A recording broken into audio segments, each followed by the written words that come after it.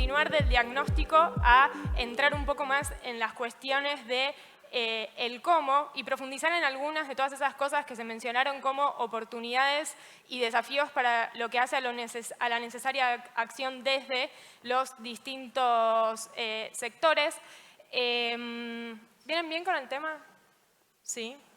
¿Vienen así o como...? No, bueno. Me estoy moviendo porque no sabía bien para dónde tenía que ir, pero ahora vamos a estar bien, vamos a estar ahí acomodados. Ahora sí que entonces estamos acomodados, vamos a ir a una parte de panel y, como les decía, profundizar en el cómo de la cuestión de la acción climática. No vamos a resolver todos los cómo en estos minutos, pero sí espero que se lleven algunas líneas de acción y recomendaciones.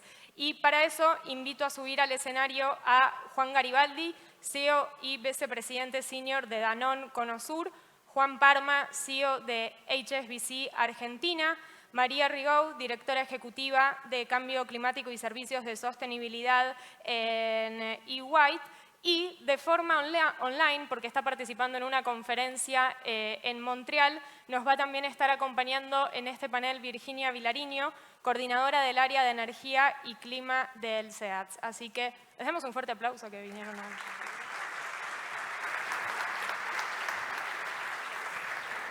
Ahí, Virginia, también el aplauso fue para vos desde acá, desde la bella Mar del Plata.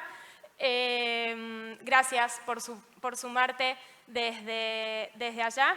Y bueno, a ver, escuchamos cosas muy interesantes. Estuvieron ahí ustedes también prestando atención a lo que se decía sobre el diagnóstico, ¿no?, de la situación de cambio climático.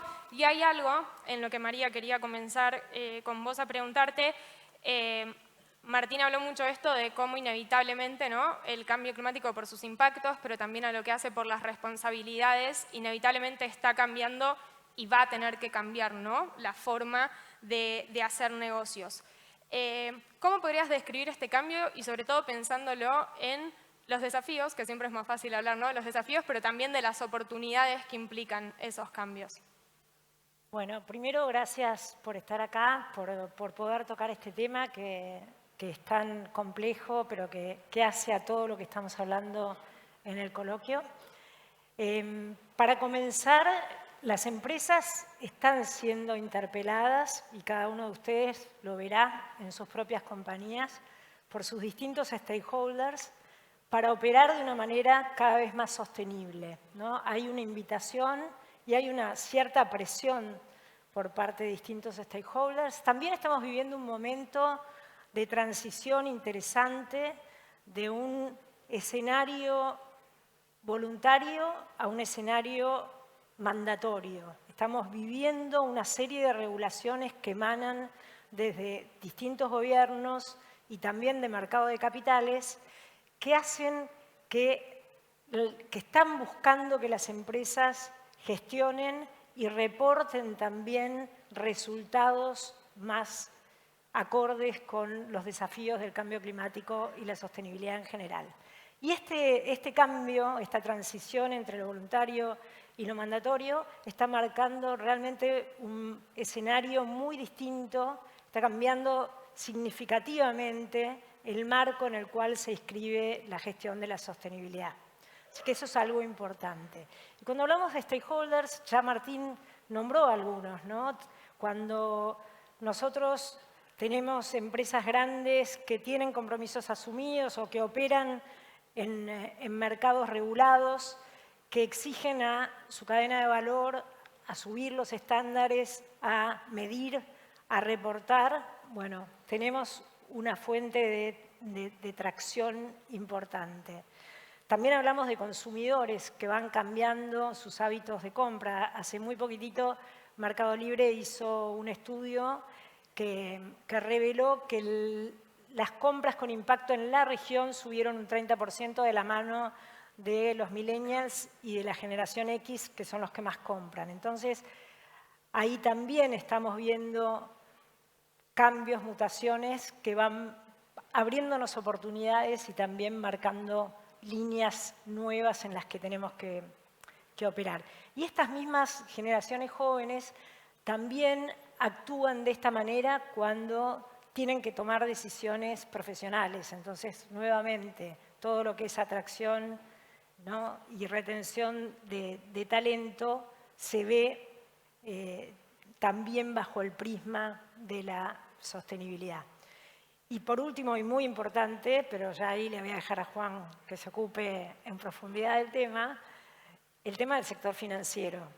La verdad es que estamos enfrentando un momento de cambio muy importante dentro de lo que es el mundo de las finanzas, en donde hay un involucramiento muy importante, en donde hay evaluaciones que están haciendo el propio sector financiero acerca de los clientes, los proyectos y cómo se evalúa esta agenda de ESG, y eso rápidamente mueve la aguja. Sabemos que cuando el sector financiero es el que marca dónde tiene que estar el ritmo, todo el resto se acomoda. Sí, me la dejaste así como picando para que justamente se la vaya a hablar entrego. con Juan Parma, porque me dieron la dificultad de un panel en el que tengo a dos Juan. Es Juan, no es... No soy Marcelo. No sos Marcelo. Si no estuvieron ayer, después explicamos el chiste. Pero a ver, sí, me acuerdo que después de cuando se llega a consenso con el Acuerdo de París en 2015, a la siguiente conferencia de Naciones Unidas, me dicen, bueno, ahí está una reunión de financiamiento, y yo dije, no, financiamiento no, onda, le escapé siempre a financiamiento. Los últimos años, ¿a qué me estoy dedicando a encubrir en el proceso de negociaciones climáticas? Inevitablemente financiamiento, porque hoy las discusiones internacionales son discusiones sobre financiamiento, y para países como la Argentina, países en desarrollo, obviamente se necesita encima de ese financiamiento porque, bueno, a ver, países endeudados, o sea, tienen esa crisis, tienen también que actuar, ¿no?, ante la crisis climática. Pensando en esto que se habló del necesario proceso de descarbonización, ¿no?, y de llegar a una economía baja en carbono, bueno, un poco ahí, ¿cómo es el rol, cuál es el rol justamente, ¿no?, del financiamiento? Bueno, gracias, Thaís, y buenos días, buenas tardes a todos. Siempre que se trata de prestar plata, las cosas caen para este lado. Muchas gracias. El papel que tiene el financiamiento en la mitigación del riesgo de cambio climático y la transición a una economía neta de carbono, de emisiones de carbono, es fundamental, como es obvio para todos. Diría que hay dos vectores cuando uno lo mira desde la perspectiva de un inversor institucional o de una entidad financiera. Dos vectores, uno siendo la necesidad de gradualmente ir reduciendo lo que llamamos emisiones financiadas, o sea, el financiamiento a actividades que emiten carbono, por un lado, y por otro lado, el aumento en forma exponencial del financiamiento de la transición hacia energías renovables. Esto no es de un día para otro, esto no es se corta un flujo de financiamiento para que se abra otro. Estamos hablando de procesos multianuales, estamos hablando de décadas, pero sí hay que empezar por algún lado con mucha disciplina en estos dos vectores. El financiamiento sustentable está en este momento corriendo a un volumen de $1 trillón por año, incluyendo financiamiento bancario, mercado de capitales, público-privado. Es 10 veces más de lo que era hace 10 años, lo cual es muy bueno, con una concentración importante de lo que es deuda, bonos verdes en particular, que son el 90% de lo que se está haciendo. Esa es la parte buena. La parte no tan buena es que cuando uno hace la ingeniería reversa de lo que hace falta hacer para llegar a ese límite de 1.5 grados de aumento de temperatura para 2050, ese $1 trillón por año tiene que aumentar a 3.5 trillones de dólares por año desde ahora hasta el 2040. O sea, son 3 veces y media más.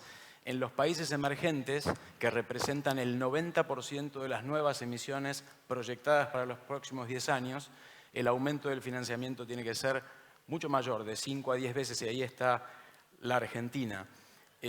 Vamos a tener en noviembre de este año el COP28, que es la conferencia anual que evalúa el progreso en este tema, y va a ser la primera vez donde se publica y se comparte un balance respecto a cómo van los sectores, los países, el mundo, respecto a los compromisos que se firmaron en el COP21 en 2015. O sea que esto va a ser público. Lo que ya sabemos es que se va a mostrar un buen progreso, pero se va a mostrar que vamos atrás.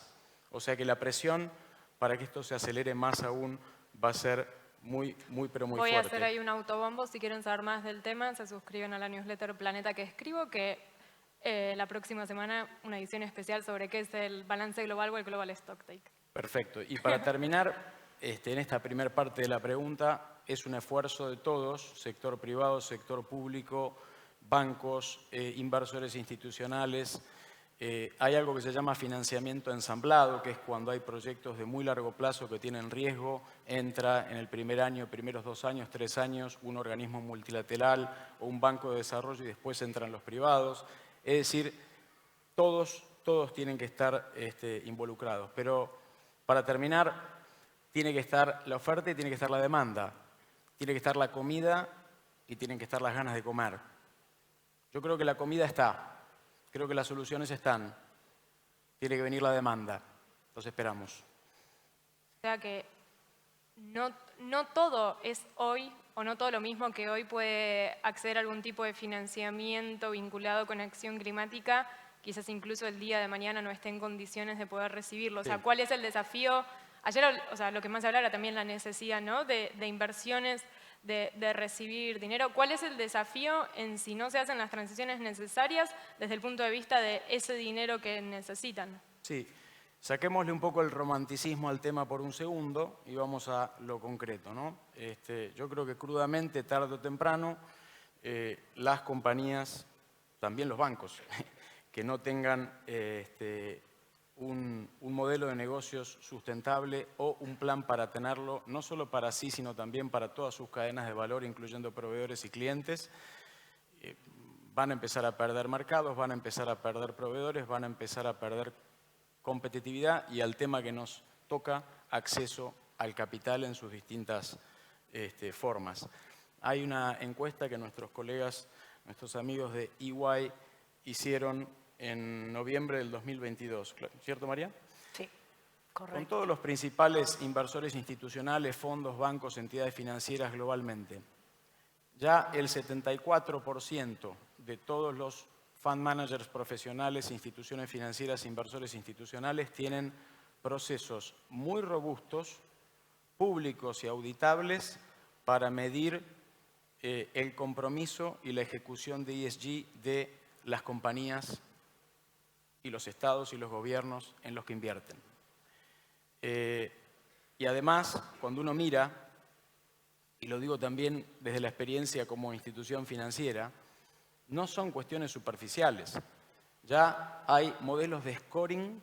O sea, yo entré al banco a trabajar en el sector financiero hace 25 años. Me enseñaron de riesgo de crédito, me enseñaron de riesgo de tasa de interés, me enseñaron de riesgo de cambiario. Ahora, esto es tan importante o más que los otros riesgos. Hay modelos de scoring donde te van a preguntar cómo medís, qué planes tenés, mostrame las líneas de financiamiento que tenés para ejecutar esos planes y mostrarme cómo vas ejecutando esos planes. Y eso da un score. Si ese score da muy bajo, te van a decir, mira, te sigo prestando, pero si no mejorás tu score el año que viene, el año siguiente, el otro año, quizás va a ser más difícil que te siga prestando. Entonces esto se está transformando en un tema muy, pero muy real. Tener modelos sustentables, tanto para el negocio propio como para la cadena de valor, ya no es una cuestión solamente romántica de hacerlo porque es correcto, es una cuestión de supervivencia, de acceso a mercados, de mantener competitividad y de poder seguir creciendo. Y esto vale para todos nosotros, en nuestros sectores, en nuestras compañías, pero también para los países. Y por más que en el agregado Argentina tenga una huella de carbono baja, cuando un fondo como BlackRock, como PIMCO, como un banco, miran a una compañía, no dicen, porque está en Argentina y Argentina como un todo tiene una huella menor, no hay problema. No, miran la compañía, miran tu cadena de valor. Así que esto es absolutamente fundamental. Cada vez vemos más compañías, no solamente multinacionales, grandes empresas locales, pero también pymes, muchas pymes que te preguntan todo el tiempo, ¿cómo hago? ¿Por dónde empiezo? ¿Sí? Y estamos viendo cada vez más ejemplos de inversión en plantas fotovoltaicas, en parques eólicos, en tratamiento de residuos y efluentes, en conversión de residuos y de biomasa en energía, en captura de carbono. O sea, los ejemplos están ahí. Hoy no tenemos tiempo para mostrar los casos de negocio, pero están ahí, son cada vez más. Simplemente necesitamos hacer más de esto. Creo que fue muy claro eso que dijiste respecto del acceso al financiamiento.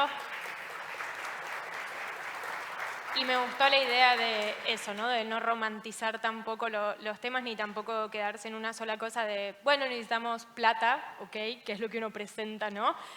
Para necesitar plata y que vaya en línea con lo que es financiamiento climático. Y en línea con esto, ¿no? De justamente de cómo hacer las transformaciones, Juan Garibaldi, ¿qué recomendaciones podrías dar para los aquí presentes, algunos de los cuales ya están trabajando en transformaciones, otros que las están pensando, otros que quizás que no, mal, piensen ahora después de este panel en las transformaciones, pero digo, en función también de tu experiencia en el sector y las oportunidades y los desafíos que fueron atravesando, de eso, ¿cuáles serían las recomendaciones para empezar? No con una transformación porque son múltiples, ¿no? Sino con estos procesos de transiciones. Bien, bueno, hola a todos. Gracias por dejarme participar en este panel, creo que es muy importante. Déjame hacer una simple reflexión acerca de qué es lo que estamos viendo. Está claro que la sustentabilidad no es una opción. La sustentabilidad es un mandato, es una obligación. ¿Y por qué creo eso? Y vuelvo a las palabras de Juan respecto al romanticismo. Saquemos por un minuto el romanticismo porque creo que hay cosas mucho más románticas que lo que podemos vivir respecto al tema de sustentabilidad. Entonces, yo creo que esto es algo que exige la gente. Y probablemente en la cabeza de muchos de ustedes están pensando, ok, pero la realidad es que a mí la coyuntura me come, me es muy difícil poder pensar en esto y no pensar en que el mes que viene no sé cuándo está el tipo de cambio. Ok, yo simplemente les recuerdo algo, el corto plazo es lo que en el largo plazo se pensó hace muchos años. Así que los invito a que empiecen a pensar que el corto plazo es consecuencia, con lo cual si no hacemos algo ya, va a ser muy difícil que podamos tener un corto plazo, en el largo plazo vaya el juego de palabras. Creo que definitivamente esto lo exige la gente y me corro un poco de la oferta y demanda que hablabas vos, me voy a otra oferta y demanda. Oferta a nosotros, demanda a los consumidores. Los consumidores no son los mismos consumidores de antes. Los consumidores son consumidores que están al tanto de exactamente qué pasa, qué ingrediente tiene cada cosa y cómo está hecho y si está cuidando o no está cuidando. Y te censura, la forma de censurar en consumo masivo es estiro la mano, agarro una cosa en vez de otra y eso es la forma mejor de sacarme del mapa. Entonces creo que eso es un tema que tenemos que tomar en cuenta. Nosotros en Danone tenemos lo que llamamos un propósito, que es dar salud a través de la alimentación de forma sostenible o de forma sustentable. Y creo que cuando yo me pongo a pensar en el propósito de la gente, todos tenemos un propósito que es darle sentido a la vida. Y creo que en el sentido de la vida de todos es estar un poco mejor, progresar, estar mejorando. Entonces no mira coyunturas, busca el largo plazo. Y en esto creo que es importante que nosotros pongamos las herramientas para poder llegar. ¿Qué hicimos nosotros en concreto en cuanto a medidas? Nos asociamos hace varios años con B Corp, somos empresa B. Somos, de hecho, la empresa B más grande del mundo, porque tenemos en la mayoría de los países. Y eso nos permitió a nosotros buscar medirnos. Si no nos medimos, Martín lo comentaba hace un rato, no nos podemos controlar. Si no podemos controlar, no podemos buscar mejorar. Y si no podemos mejorar, entramos en ese círculo vicioso que hace que las empresas no perduran. Y eso creo que es peligrosísimo si queremos mirar la salud de la empresa. Hoy, mañana, dentro de 3 meses, con un tipo de cambio de 800, 900 mil o lo que querramos, pero también tenemos que mirar lo que pasa en 10 años, en 15 años, en 50 años. Entonces, esa forma de medir nos permite que primero medimos no solamente la fase económica, sino también la social y la ambiental, entendiendo lo social a todo el ecosistema de gente que compone, consumidores, empleados y demás. Y déjenme compartir algunos datos. Primero, un dato positivo, vaso lleno, vaso vacío, que es que el 50% de las empresas ya están midiendo la huella de carbono. Bien, 50%. Bueno, lo ideal que sea el 100%. porque nuevamente hay que medir para poder controlar y para poder actuar en consecuencia. Segundos datos, consumidor. A nivel global el 67% de los consumidores se cambian a productos que son similares en teoría, pero que son sustentables.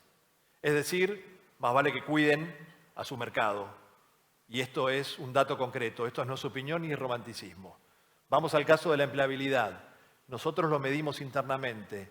El 80% en forma espontánea se queda a trabajar o se atrae a trabajar en Danone. ¿Por qué? Porque además del propósito económico, entro también por dinero, no seamos hipócritas, también hay una cuestión especialmente de esta necesidad de cuidar la cuestión medioambiental y social. Es decir, saben muy bien todos el costo de contratación, el costo de retención de los empleados, con lo cual también es una cuestión utilitaria. Vamos un poco más. 3 a 5% de la basura, si es reciclada, baja el costo definitivamente al costo de la administración de la basura por las entidades públicas. Con lo cual, vaya si todavía también hay más allá de la cuestión también de salud ambiental. Entonces, esto es un cúmulo de cosas que tenemos que asegurar medir, es objetivo, es dato, es concreto. Hablábamos de 18.000 millones de dólares de pérdida del PBI en los últimos años por cuestiones ambientales. Hablamos de 18% de caída del PBI esperada en 2050. Son datos, esto es económico, esto no es solamente el romanticismo y el querer serlo porque sí. Tenemos que proyectar lo que queremos también, porque aparte incluso están también nuestros hijos en esto. Y para esto hay una realidad, no podemos hacerlo solos. No podemos hacerlo solos. Esto tiene que haber una articulación privada y pública, si no es imposible. Es imposible. Y yo lo que invito a las entidades públicas es a pensar también en incentivos positivos. Les voy a dar un ejemplo, dos ejemplos, un ejemplo de Inglaterra y un ejemplo de Alemania. El ejemplo de Inglaterra, cuando anunciaron que iban a empezar a trabajar en forma contundente y sin miramientos y sin tibieza a la cuestión ambiental, un 15% de la actividad empezó a ser trabajos de reciclado y trabajos de sustentabilidad porque sabían que venían incentivos positivos para ello. O sea, acá el castigo no alcanza. El castigo de hecho no sirve. El castigo puede servir temporalmente, pero sabemos todos muy bien que el castigo, una vez que se saca, hace que la gente se escape. Cuando yo los incentivo positivamente, hacen que yo los abrace y que se queden. Entonces creo que es muy importante. Alemania hizo lo mismo, armó grandes centros de reciclado, estoy hablando mucho de consumo masivo porque es mi expertise, y la realidad es que eso sirvió para que cambie la matriz de envases en toda Alemania. Y hoy tenemos un ejemplo para el mundo, y tenemos una sociedad que es totalmente respetuosa de las cuestiones medioambientales, con los ahorros que trae eso. Con lo cual yo diría, midámonos, hay datos. El que no mide, no controla, el que no controla, no actúa y en consecuencia estamos en una nebulosa, no nos sirve. Y pensemos nuevamente que el corto plazo es la consecuencia del largo plazo hace años. ¿Sí?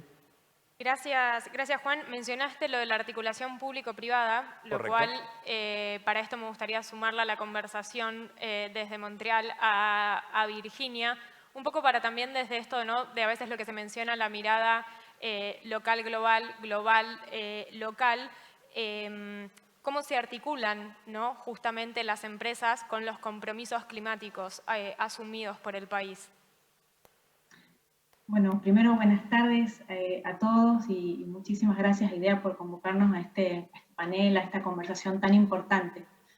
El gobierno y el sector privado en realidad enfrentan retos bastante similares, comunes en la transición hacia una economía descarbonizada y sobre todo resiliente a los impactos del cambio climático.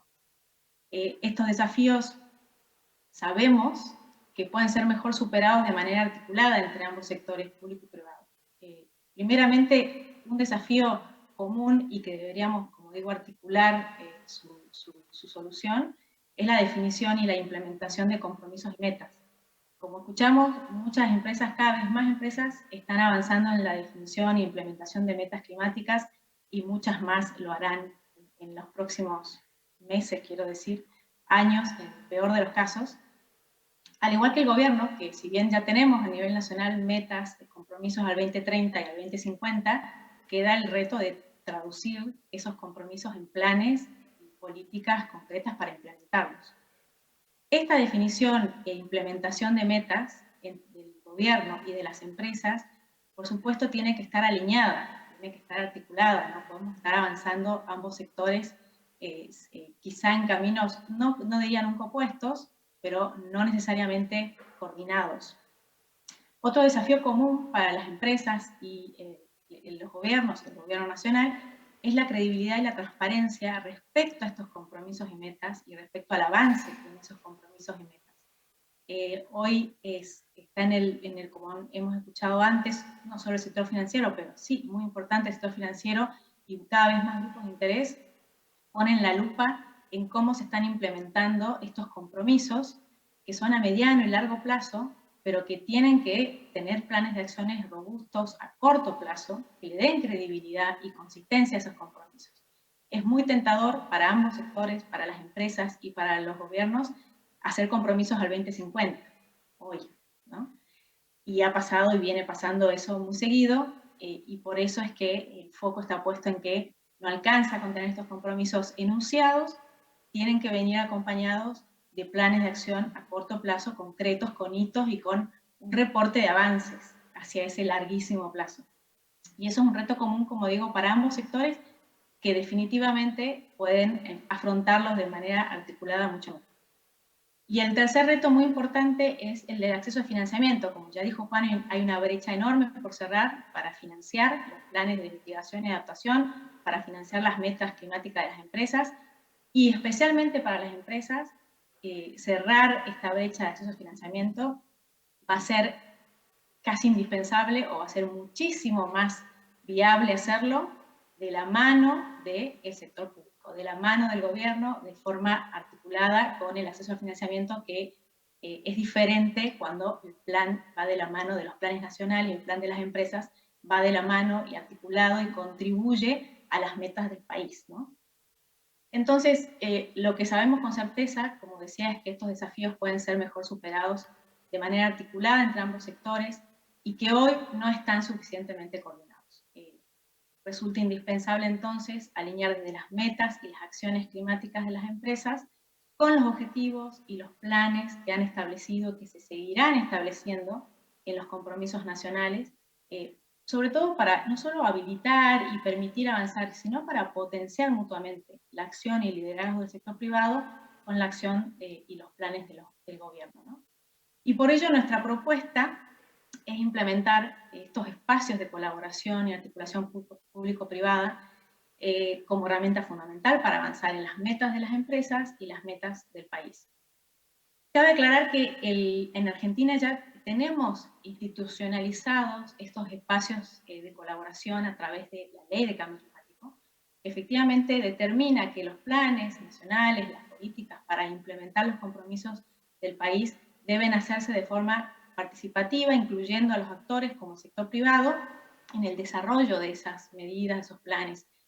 La realidad es que, más que inventar espacios nuevos, diría, es darles relevancia, aprovechar, darle un uso efectivo a esos espacios que están institucionalizados por ley, pero queremos avanzar, y en esta propuesta es avanzar más concretamente en implementar estas mesas sectoriales conformadas por actores privados y públicos que tengan competencia sobre un sector determinado de la economía, con representatividad de ese sector privado, ese sector económico, para desarrollar conjuntamente los mejores planes, los mejores instrumentos, los mejores incentivos que promuevan y habiliten las acciones de descarbonización y las acciones de adaptación, de preparación de los sectores productivos a los impactos del cambio climático, considerando las particularidades, los retos, los desafíos, las oportunidades de cada sector productivo en particular y sus actores, ¿no?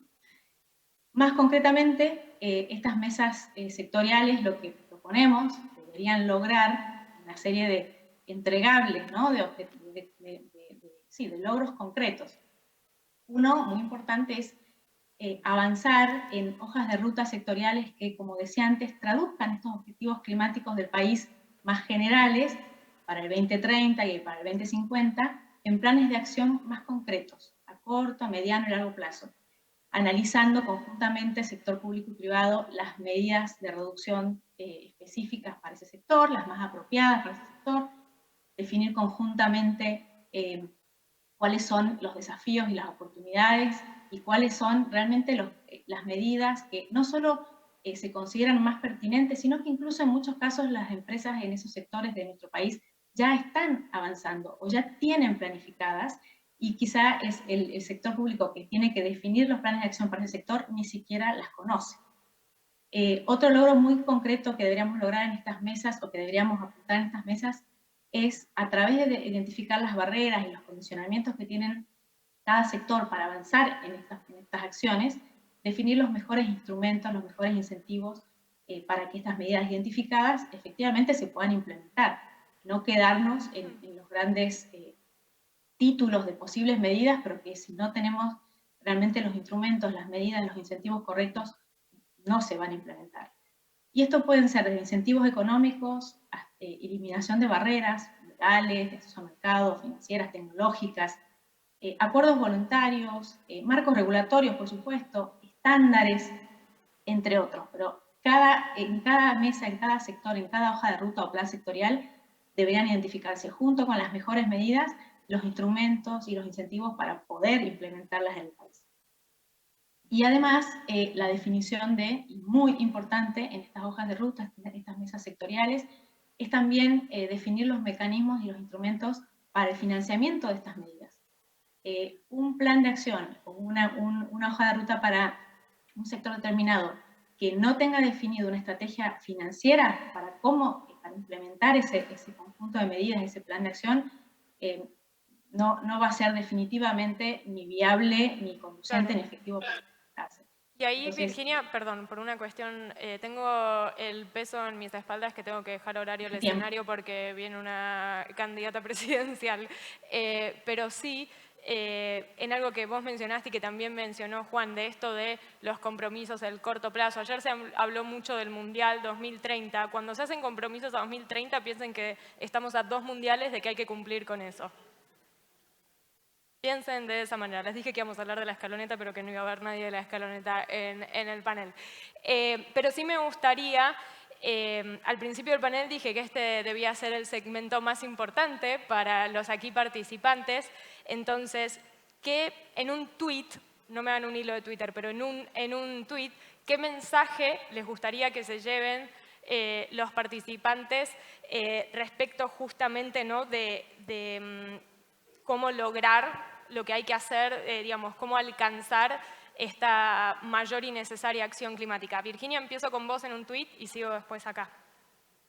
Bueno, me voy a copiar, me voy a inspirar de Inés, que usó como ciertas palabras claves, me parece súper interesante. Yo voy a decir que es posible, es transformacional y es una oportunidad para el desarrollo del país, pero es imposible sin la participación del sector privado activamente involucrado en las políticas climáticas del país. Gracias. Juan. Bueno, mi mensaje sería que somos la primera generación que toma nota real de las necesidades o de los problemas pseudoambientales, de los problemas ambientales, pero somos la última en solucionarlo. Sigue hilo, no es joda. Juan. Yo diría, por convicción moral, por supervivencia comercial y financiera y por diferenciación competitiva, tomarnos la sustentabilidad en serio es negocio. María. Yo retomaría un poco la idea o esta frase del coloquio tan inspiradora de volvámonos a ilusionar, que tiene un condimento de, hay una base, ayer hablábamos de principios constitutivos del país, de la Constitución, también de la camiseta que nos ilusiona, que nos ilusiona y que nos da un sentido de pertenencia y de ilusión común. Pero también hablamos en esta frase de lo que nos falta, es decir, tenemos que recuperar la ilusión. Esto quiere decir que tenemos que hacer las cosas diferentes para poder captar esta ilusión perdida. Bueno, retomemos esto, con el cambio climático. El cambio climático agrega a todo este desafío una capa más.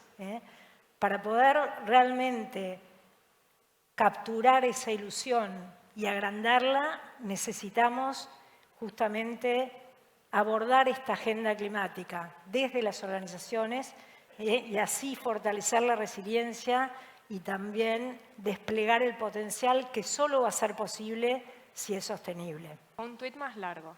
Un poco Vamos a largo. decirlo. Pues me Vamos a sacaste una decirlo. pregunta también. A lo largo de este segmento quedó en evidencia que el cambio climático es una realidad que está entre nosotros y que demanda tanto del sector privado como del sector público acciones ambiciosas, justas, sostenidas y basadas en ciencia.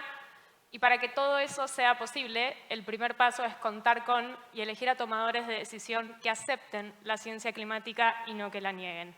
Muchas gracias a todos los oradores, al coloquio por tener este tema en la agenda de esta edición.